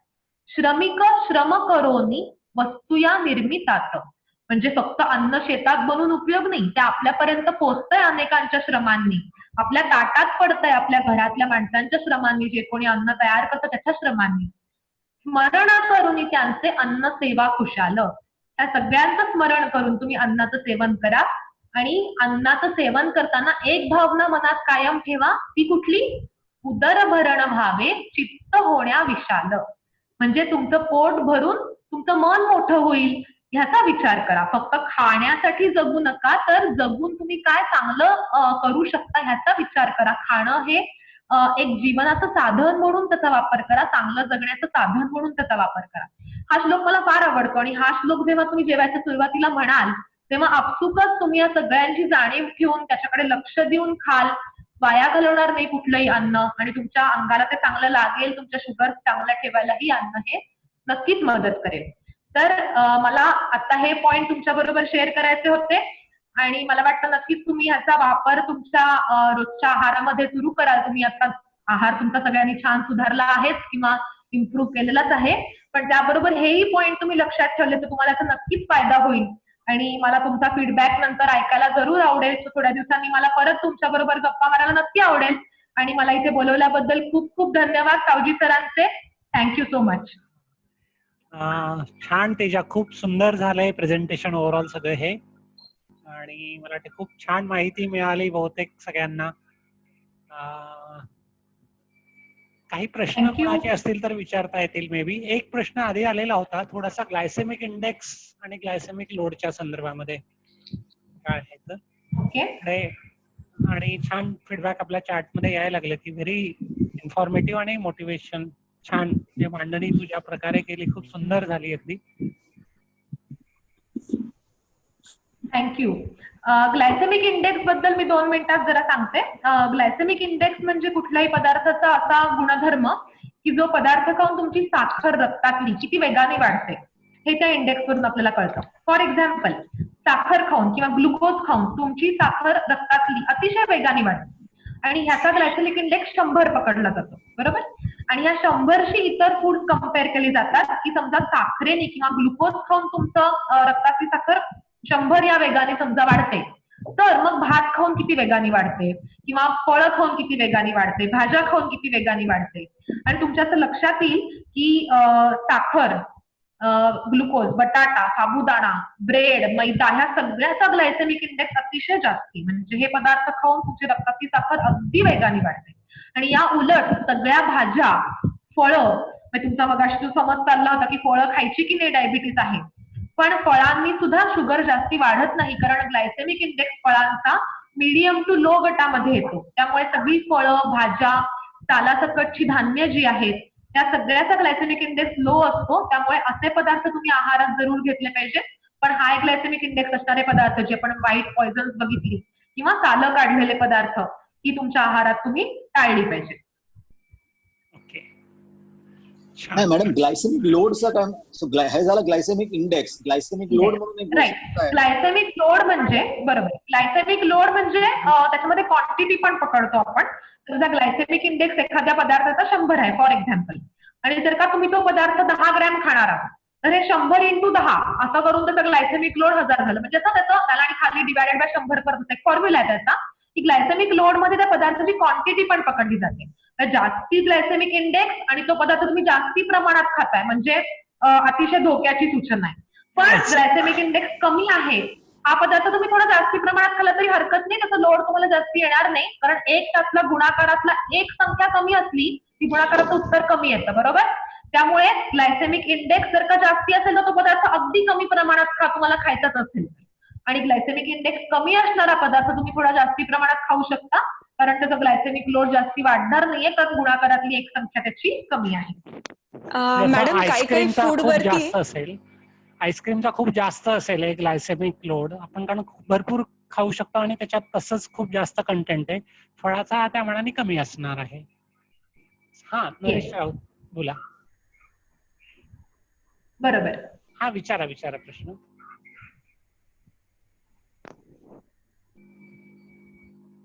कोणी काहीतरी विचारत होतं. हा बोला. हा मॅडम बोलू का मी? हा बोला. हो बोला ना, बोला. मॅडम काही काही पॅकिंग वरती ना GI त्या फूडचा किती आहे ते येतं. तर तुम्ही डायबेटिक पेशंट जे आहेत तर त्यांनी किती GI असलेलं फूड खाल्लं पाहिजे? तर काही काही पॅकिंग वरती येतं की याचा GI एवढा आहे, आणि दररोजच्या जेवणामध्ये कोणकोणत्या फूड मध्ये GI कमी आहे, प्रेफरेबली कुठलं फूड आम्ही घ्यावं? येस. तर GI आपण म्हणतो की जर का 50च्या खाली असेल तर ते फूड डायबिटीसच्या दृष्टीने किंवा शुगरच्या दृष्टीने चांगलं आहे. 30 पेक्षा कमी असेल तर फारच उत्तम, पण असे खूप कमी फूड्स आहेत ज्याचं 30 पेक्षा कमी आहे GI. त्याच्यामुळे 30 ते 50च्या मध्ये जर का ग्लायसेमिक इंडेक्स असेल त्या पदार्थाचा तर चांगला आहे. आणि स्पेशली जे इंडियन डाएट असतं, ज्याला मिक्स डाएट म्हणतो आपण, की त्याच्यामध्ये पोळी पण आहे, भाजी पण आहे, सॅलड पण आहे, अशा मिक्स फूडचा ग्लायसेमिक इंडेक्स नेहमी मीडियम असतो. कारण की फक्त पोळीचा इंडेक्स म्हणला तर जास्ती आहे, पण त्या पोळी बरोबर तुम्ही भाजी पण खाताय, सॅलड पण खाताय, असं एकत्र करून जेव्हा मिक्स डाएट घेताय तेव्हा त्याचा ग्लायसेमिक इंडेक्स कमी होतो. आणि मिक्स डाएट त्याच्यामुळे चांगलं, म्हणून फक्त पोळी किंवा फक्त भाकरी नुसती तूप लावून खाल्ली, लोणच्या बरोबर खाल्ली असं करू नका. त्याच्याबरोबर नेहमी ग्लायसेमिक इंडेक्स कमी असणारे पदार्थ की सॅलड आहे, भाज्या आहे, त्याचं सेवन तुम्ही जरूर करा. आणि ग्लायसेमिक इंडेक्स कमी करण्याचे काय काय उपाय आहेत बरं का. फॉर एक्झाम्पल तुम्ही जर का आता तुम्ही ऐकलं असेल की तुम्हाला भात खायचा आहे समजा, तर डायबेटिक लोकांना असं सांगितलं जातं की तुम्ही भात आदल्या दिवशी शिजवा, तो फ्रीज मध्ये ठेवा आणि दुसऱ्या दिवशी खा. तर ह्याच्यामुळे काय होतं, त्या भाताचा ग्लायसेमिक इंडेक्स कमी होतो. त्यामुळे जर का तुम्हाला भात खायचा आहे, कधीतरी ब्राऊन राईस तुम्ही खाणार आहात आणि तरीही तुम्हाला तुमची शुगर वाढू द्यायची नाहीये, तर तुम्ही एक प्रयोग करून बघू शकता. मी माझ्या क्लायंटला नेहमी सांगते की आदल्या दिवशी रात्री भात शिजवा, त्याला पूर्ण थंड करा, म्हणजे रूम टेम्परेचरला आणा, मग त्याच्यात थोडंसं तुम्ही तेल किंवा तूप काहीतरी मिक्स करा 1 चमचाभर. आता तुम्ही सध्या असं सगळे फॅक्टरी डाएट वरती आहात, त्याच्यामुळे तुम्ही ही स्टेप तुम्ही स्किप करू शकता. पण तो भात तुम्ही फ्रीज मध्ये ठेवून द्या आणि दुसऱ्या दिवशी सकाळी तुम्ही त्याच्यामध्ये छान जशी तुम्ही आता फोडणी करताय विदाऊट तेलाची, तशी फोडणी करून फोडणीचा भात करून खा. करून बघा तुम्ही हे, आणि तुमची शुगर चेक करून बघा तुम्हाला काही फरक जाणवतोय का. तर अशा काही पदार्थांनी किंवा ऍसिडमुळे पण, म्हणजे लिंबू पिळलं एखाद्या पदार्थामध्ये किंवा चिंच घातली, त्याच्यामुळेही त्या पदार्थाचा ग्लायसेमिक इंडेक्स थोडासा कमी व्हायला मदत होते. त्याच्यामुळे आपल्या खाण्याबरोबर लिंबू घेणं किंवा लिंबू पाणी घेणं जेवणाच्या नंतर, हे सुद्धा एक चांगला उपाय आहे, हा पण तुम्ही ट्राय करू शकता. छान. ओके. हा मॅडम अजून एक विचारू प्रश्न. हा विचार. हा विचारा ना. हा डायबेटिक पेशंटला दही रिकमेंड केलं जात नाही, पण पातळ ताक चालतं असं म्हणतात. आता ताक हे दह्यापासूनच बनतं, तर काय त्या प्रोसेसमध्ये काय फरक पडतो, की का जीआयशी रिलेटेड हे काही आहे? बरं, बेसिकली तुम्ही जे म्हणला आता की दही चालतं पण ताक चालत नाही, हे कोण म्हणतं हे आधी बघणं महत्वाचं आहे. म्हणजे शेजारचे म्हणतात का डॉक्टर म्हणतात, त्याच्यामुळे आपण कोणाच्या म्हणण्यावरती जास्ती विचार करतो हे पण बघा. बऱ्याचदा ही माहिती ऐकीव असते, याला शास्त्रीय आधार काही नसतो. त्यामुळे शास्त्रीय दृष्ट्या मला विचाराल तर आता सध्या तुम्हाला सगळं बंद करायला सांगितलं, दही, दूध, ताक जे काही आहे ते. पण नॉर्मली जर का तुम्ही मला विचारलं तर येस, दुधापेक्षा दही नेहमी चांगलं, कारण की दुधामध्ये पण एक साखर असते. दूध तुम्हाला माहितीये, दुधामध्ये लॅक्टोज नावाची साखर असते. तर जेव्हा दुधाचं दही बनतं तेव्हा या लॅक्टोज साखरेचं काही प्रमाणात रूपांतर लॅक्टिक ऍसिड मध्ये होतं, त्यामुळे त्या दुधातली साखर थोडी कमी होते. हा पहिला फायदा दुधाचं दही बनवण्याचा. आणि तर तुम्ही दह्याचं ताक जेव्हा करता तेव्हा काय होतं, ते दही त्यातली प्रथिनं पचायला अजून थोडी सोपी होतात, कारण ताक करताना तुम्ही त्याच्यावरती परत प्रोसेस करता, ताक दही तुम्ही हलवता. आणि ताक करताना पण असं म्हणलं जातं की काही जे लोक मिक्सरमध्ये ताक करतात ते ताक करणं चांगलं नाही, पण जे रवीने घुसळून ताक केलं जातं ते ताक चांगलं, कारण की त्या वेळेला ते दही 2 डायरेक्शन मध्ये घुसळलं जातं. आपण रवी बघा, एकदा अशी फिरवतो एकदा अशी फिरवतो, तर 2 वेगवेगळ्या दिशांनी ते ताक दही प्रोसेस होतं आणि ताक बनतं, की त्यातली प्रथिनं पचायला अजून सोपी होतात. आणि ऑब्व्हियसली ताक पातळ असल्यामुळे दह्यापेक्षा त्यातनं कॅलरीज अजून कमी प्रमाणात पोटात जातात. की तुम्ही 1 कप दही आणि 1 कप ताक बघितलं तर ऑब्व्हियसली 1 कप दह्यात जास्ती कॅलरी पोटात जाणार आहेत, कारण ते घट्ट आहे दही. उलट तेवढ्याच प्रमाणातल्या ताकातनं तुमचं पोट तेवढंच भरेल कदाचित, पण कॅलरीज कमी पोटात जातील. परत त्यातली प्रथिनं पचायला सोपी आहे, त्यामुळे दह्यापेक्षा ताक चांगलं असं म्हणत असतील. पण येस, दुधापेक्षा दही ताक नक्की चांगलं. आणि जेवणानंतर बरोबर जेवायचं ताक घेणं, दही घेणं चांगलं आहे, कारण त्याच्यामध्ये काही मित्र जीवाणू आपण म्हणतो, त्याला प्रोबायोटिक्स म्हणतात, तेही त्याच्यामध्ये असतात. पण अर्थात तुमच्या डाएटमध्ये त्याचा समावेश कधी करता येईल ते आपण सरांना विचारून नंतर ठरवूया, कारण डायबिटीसच्या दृष्टीने काही त्याचे वेगळे 3 फायदे महिन्यानंतर. या दुधाचे. 3 महिन्यानंतरच सांगितलंय त्यांनी, मी फक्त माहितीसाठी विचारलं. Thank you so much. बरोबर, त्यावेळेला आपण त्याचा विचार करूया. चालेल, थँक्यू सो मच. ओके. मला असं वाटतं खूप छान सत्र झालं, आणि काय ओव्हरऑल ज्या प्रकारे मांडणी आणि सगळी होती खूप छान लोकांच्या पर्यंत पोहोचलंय.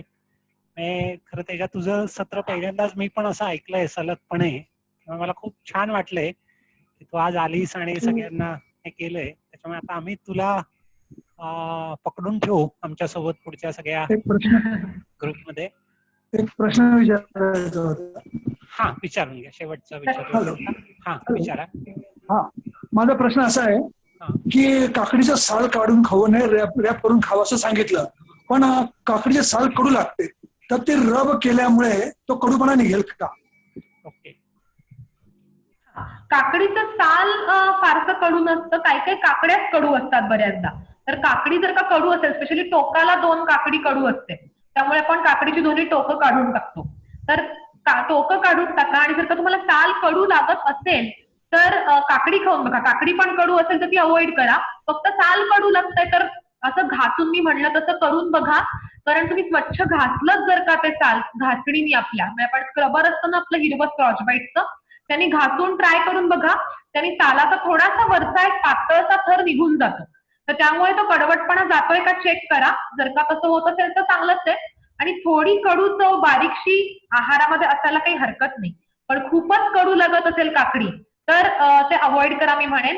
स्पेशली दुधी भोपळा सुद्धा, दुधी भोपळा, काकडी या वर्गातली जी भाज्या आहेत त्या आधी निश्चित चव घेऊन बघा, आणि खूप कडू असतील तर त्या नक्की टाळा. थोडंसं कडवटपणा असेल आहारात तर हरकत नाही, एवढं घाबरायचं त्याच्यासाठी कारण नाही. छान छान छान. पण ते पेस्टिसाइड्स वगैरे ते म्हणून ते ऍडवाइस करतात ना आपल्याला, ते स्किन बरोबर खायचं नाही म्हणून, ते फक्त म्हणूनच मी तुम्हाला सांगितलं, राईट, बरोबर आहे तुमचं. म्हणूनच मी तुम्हाला सांगितलं की तुम्ही आधी भाज्या मिठाच्या पाण्यात, किंवा आपला सोडा असतो ना खाण्याचा सोडा, तो सोडा पाण्यामध्ये मिक्स करून त्याच्यामध्ये भाज्या एक 10-15 मिनिटं बुडवून ठेवा. मी तुम्हाला प्रमाण पण मगाशी सांगितलं बोलता बोलता, 1 लिटर पाण्यामध्ये 10 ग्रॅम मीठ किंवा 10 ग्रॅम खायचा सोडा, हे तुम्ही असं द्रावण जर का तयार केलं आणि त्याच्यामध्ये तुम्ही भाज्या फळं एक 10-15 मिनिटं बुडवून ठेवली आणि मग ती साध्या पाण्याने धुतली, तर त्यातलं बऱ्यापैकी पेस्टिसाइडचं प्रमाण कमी होतं. आणि त्यानंतर तुम्ही जर का हे स्वच्छ घासून खाल्ल्यात काकड्या, गाजर, तर त्याच्यावरचं अजूनही जे काही राहिलं असतं थोडासा पहिला मातीचा थर जो असतो तोही पूर्णपणे निघून जातो आणि त्या भाज्या खाण्यासाठी बऱ्यापैकी सेफ होतात. त्यामुळे ही पद्धत वापरून बघा. आणि खरं परत दुसरा पेस्टिसाइडचा इश्यू असा पण असतो की आज जे केमिकल्स वापरतात ते सगळे सिस्टेमिक असतात मेजॉरिटी. ते फक्त सरफेस वरती काम करतात असं नाहीये, ते आतपर्यंत पण असतात. त्यामुळे तसं साली सुद्धा खायला काय हरकत काहीच नाही, तसं काही फार फरक पडत नाही त्याच्यामुळे. त्यामुळे धुवून जसं आता सांगितलं तसं वापरलं तर तेवढं पुरेसं आहे म्हणजे. आणि शिवाय आपल्या बॉडीमध्ये काही क्षमता असते म्हणजे नाही असं नाही काही. ऍडजस्टमेंटची, अडॅप्टेशनची, थोडंसं चुकीच्या गोष्टी पचवायची पण थोडीशी ताकद असतेच आपल्यामध्ये. त्यामुळे ते न खाऊन जे नुकसान होते, जसं आम्ही औषधांचा विचार करतो की नाही देताना, साईड इफेक्ट असतात ते बेनिफिशियल असतात. तर साईड इफेक्ट जर कमी असतील तर ते औषध दिलं जाते. साईड इफेक्ट असतातच काही ना काहीतरी. त्यामुळे न खाण्याचे हे जास्त दुष्परिणाम होणार आहे. त्यामुळे खाल्लं तर ते उलट जास्त बरं राहील म्हणजे असंच ऍडवाइस करता येईल सध्या तरी. Okay sir. बरोबर. चालेल. मला धन्यवाद. छान, आजचं सत्र खूप छान झालं. त्यामुळे मला असं वाटतं इथेच आपण शेवट करू शकूया आता. तसंही आपली वेळ पण झालीच आता. त्यामुळे तुझ्या फार छान झालं आणि ज्या एनर्जीने तू ते सगळं मांडलं सगळ्यांपर्यंत, अगदी सगळ्यांच्या मनापर्यंत पोहोचलं. म्हणजे मला वाटतं आम्ही जे काय मांडत होतो त्याला आणखीन एक एन्डॉर्समेंट आणि बुस्टअप झालं सगळ्यांचं मॉरल. पुढच्यासाठी खास करून तुझ्या ज्या टिप्स आहेत सगळे, आता लॉकडाऊन मुळे फार प्रश्न येत नाही, पण पुढे हे प्रश्न सगळे लगेच येणार आहे की कोणाच तरीकडे जेवायला गेलो, जायचंय, लग्नात जायचंय, बाहेर जायचंय, तर काय करायचं. तर ते सगळ्या प्रश्नांना छान उत्तर तुझ्या सगळ्या मांडणीमधनं मिळाली. एक दृष्टी मिळाली, मी असं म्हणेल की प्रत्येक पॅकेट वरती जे बघायचं सांगितलं तू, काय कंटेंट आहे, आणि हे जे थोडेसे मिथ आहेत असे की ब्राऊन ब्रेड असे जे कसे हे सगळे मार्केटिंग गिमिक्स आहे बेसिकली. आपल्याला कसं हे ट्रॅप मध्ये अडकवायचा प्रयत्न करतात. हे सगळं फार छान झालं, अतिशय प्रॅक्टिकल आणि उपयोगी सत्र राहिलं मला असं वाटतं हे. त्यामुळे बऱ्याच लोकांनी म्हटले व्हिडिओ मला पण खूप छान वाटलं. हा, थँक्यू. छान वाटलं मलाही गप्पा मारून सगळ्यांची. तुम्ही आणि सगळे खरंच खूप छान प्रयत्न करताय. तुमचं पुनश्च एकदा अभिनंदन आणि नमस्ते. मी लीव्ह करू सर मीटिंग आता? यस यस, जरूर जरूर, यस. Thank you so much. अच्छा, भेटू परत. ओके, जरूर जरूर भेटूया. No problem. हा, ठीक आहे. मला असं वाटतं आता आपण आजचं काय वाटलं सत्र जरा जरूर टाकाल नंतर. त्यासाठी खूप वेगळ्या प्रकारे आणि छान मांडणी झाली जरा. आणि ज्या काय म्हणू म्हणजे तेजाचं जे काय, मी तिला ओळखतो, लहानपणापासून ओळखतो. तिच्या वडिलांची माझी खूप जवळची मैत्री असल्यामुळे त्यामुळे मला माहिती होतं की तिची जी काय मांडणी अभ्यास आहे तो खूप आपल्याला उपयोगी पडणार आहे. तर मला असं वाटतं त्याचा डेफिनेटली आपल्याला उपयोग होणार आहे. आता आपण जे भेटणार आहोत ते नेक्स्ट संडेला भेटणार आहोत. आता मध्ये असणार नाही, गुरुवारला मीटिंग नसेल आता आपली. पुढच्या संडेला आपण भेटणार आहोत. आता जे भेटू ते. गांधी सरांना काही बोलायचंय, शेवटची कॉमेंट. गांधी सर एक बोला, 2 मिनिटं. हो हो. हा हा हा, फारच सुंदर एक्सप्लेनेशन केलं, शास्त्रीय परंतु इतक्या सहज सरळ भाषेत सांगितलं. तर अभिनंदन माझ्यातर्फे. जरूर जरूर. आणि खरोखरच शास्त्रीय ज्ञान इतक्या सहज आणि मनात आणि डोक्यातून हृदयात उतरेल अशा पद्धतीने मांडणी केली. आणि ती सुद्धा इतक्या कुठे मोठे शब्द नाही, काही नाही, परंतु महत्वाचे सर्व मुद्दे आहाराबाबतीचे घेण्यात आले. त्याबद्दल खरोखरच अभिनंदनीय आहे. बरोबर. आणि आपल्या या कार्यक्रमाला मोठा आधार आहे असं मी समजतो. नक्की. प्रज्ञांनी जे मुद्दे सांगितले हे मुद्दे आता डायबिटीस साठी तर लागूच पडतात, पण तिने सांगितल्याप्रमाणे पुढे सुद्धा आपल्याला निरोगी राहण्यासाठी लागू पडतात. आणि एवढंच नाही, आपण जे म्हणतो की इम्युनिटी वाढली पाहिजे, अशा तऱ्हेच्या आहारातूनच इम्युनिटी वाढत असते. तर खरोखरच अभिनंदनीय. आणि मी सुद्धा फारच म्हणजे प्रशंसा करण्यासारखं तिचं वक्तव्य आहे, याबद्दल तिचं अभिनंदन करतो आणि आभार मानतो. खूप छान. म्हणजे प्रज्ञा तेजा जी आहे ती ज्ञानप्रबोधिनीची विद्यार्थिनी आहे. तिचे वडील जे आहे ते इंजिनियर, म्हणजे खूप जवळचे मित्र. ते आता पुण्याला ज्ञानप्रबोधिनी निगडीची जी शाखा आहे त्याच कार्यकर्ते आहेत. त्याचे बेसिकली पूर्ण फॅमिली त्यांची अतिशय वेगळ्या प्रकारची आहे. मेघाताईंना काहीतरी अत्यंत प्रश्न आदर्श. विचारायचा आहे. हा मेघाताई. हा सर, एक विचारायचं होतं हा हा की मी सध्या एकच वेळेला जेवते हा आणि पुन्हा दुसऱ्या दिवशी म्हणजे समजा 1 ते 4च्या मध्ये असं जेवणाची वेळ आहे, ओके निश्चित नाही आहे. आणि दुसऱ्या दिवशी पुन्हा त्याच वेळेस जेवते, ओके. मध्ये काहीच खात नाही. तर खूप मोठी गॅप होते काही. नाही हरकत कारण नाही. मला तुम्ही जर असं करत असाल रेग्युलरली आणि त्यांनी तुम्हाला काही प्रॉब्लेम नसेल तर काही अडचण नाही. म्हणजे आहे अनेक लोक असे आहे की जे 24 तासात एकदा खातात, ते पण नॉर्मल आहे, असं जरुरी नाहीये. ओके. फक्त तुमची ब्लड शुगर लेवल आणि औषधं ते जरा आपल्याला फक्त बघावं लागणार, डोसेज आणि हे ते फक्त तेवढाच इश्यू आहे. अदरवाईज काय अडचण नाही. म्हणजे बरं सर, त्याने काय बिघडणार ओके. नाही फारसं. तुम्ही जर थँक्यू सर. कम्फर्टेबल आहात, ब्लड शुगर लेवल तुमची जर व्यवस्थित राहते आहे विथ मेडिसिन किंवा विदाउट मेडिसिन, तर मग काही प्रॉब्लेम नाही, त्याला चालू शकते. चालेल मग सर, हा नाही राहत म्हणजे शुगर जरा हाय कडेच आता आपण निघाली. जरा बघूया त्याचे डोसेस. जरा गांधी सरांसोबत बोलून तुम्ही जरा एकदा ते हे करून घ्याल, त्याचे कसं करायचं तर आहाराच्या बाबत अजून काही चेंजेस कदाचित करावे लागतील मे बी. तर या ठिकाणी थांबूया. हा हा या ठिकाणी आपण थांबूया आणि पुढच्या रविवारी आपण भेटणार आहोत. आता पुढच्या रविवारी आपण एक 3rd बॅच पण सुरू करतो आहे.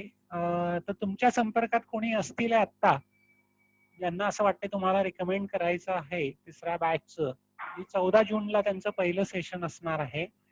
तर त्यांची नावं आणि नंबर पाठवले म्हणजे तुम्ही सांगा त्यांना आणि त्यांच्यापर्यंत ती माहिती पोहोचवा. एवढं एक आणखीन सांगू इच्छितो. आणि या ठिकाणी आपण थांबूया. पुढच्या संडेला परत 14 जूनला आपण भेटूया दुपारी 3 वाजता. आपली वेळ 3 वाजताचीच असेल. आता मध्ये नसणार आहे, मध्ये या आठवड्यामध्ये सत्र नसेल मधल्या काळात. आणि तोपर्यंत आपण एक्सेल शीट आणि ते जे काय आहे आपलं फॉलोअपचं त्यावरती आपण संपर्कात राहूच या. आणि पर्सनल काय अडचण असेल तर कधी पण विचारता येईल, त्याला काय प्रॉब्लेम नाही. चालेल मग तोपर्यंत सगळ्यांना नमस्कार.